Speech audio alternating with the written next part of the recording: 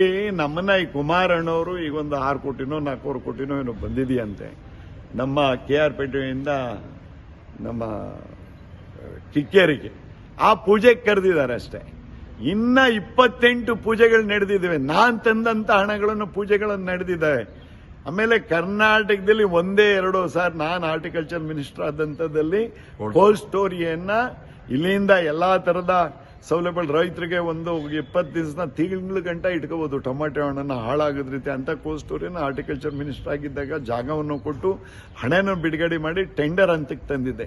ಅದು ಅಪ್ಗ್ರೇಡೇಷನ್ ಆಗಬೇಕಿತ್ತು, ಯಾಕೆಂದ್ರೆ ಒಂದೇ ಸಾರಿ ಆಗ್ಲಿಕ್ಕೆ ಸಾಧ್ಯ. ಆ ಪೂಜೆಗೂ ಕರೆದಿಲ್ಲ ಸರ್. ಆ ದಿನ KR ಪೇಟೆಯಲ್ಲಿದ್ದೆ ನಾನು.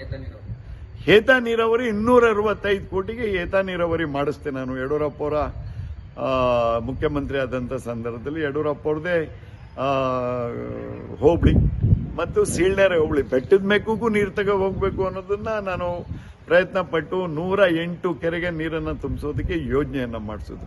ಆ ಪೂಜೆಗೂ ನಾನು ಕರೀಲಿಲ್ಲ ಸರ್, ಯಾವ್ದಕ್ಕೂ ಕರೀತಾ ಇಲ್ಲ. ಇದು ಅರ್ಥ ಏನಿದೆ, ಅಲಯನ್ಸ್ ಅರ್ಥ ಏನಿದೆ ಅನ್ನೋದನ್ನ ಕುಮಾರಣ್ಣವರು ಇದನ್ನ ಪುಟ್ಟರಾಜಣ್ಣವರು ಶೀಘ್ರದಲ್ಲೇ ನಮ್ಮನ್ನ ಕರೆಸಿ ಒಂದು ಮೀಟಿಂಗ್ ಅನ್ನ ಮಾಡ್ತಾರ. ಇಲ್ಲ ಅವ್ರವ್ರ ಪಾಡ್ಗೆ ಅವ್ರು ಹೋಗ್ತಾರ, ನಾವು ಪಾಡಿಗೆ ನಾವು ಹೋಗ್ಬೇಕಾ. ಕಾಂಗ್ರೆಸ್ನವ್ರಿಗೆ ಆಟೋಮೆಟಿಕ್ಲಿ ಧಾರೆ ಎರ್ದಂಗೆ ಆಗ್ತಾ ಇದೆ.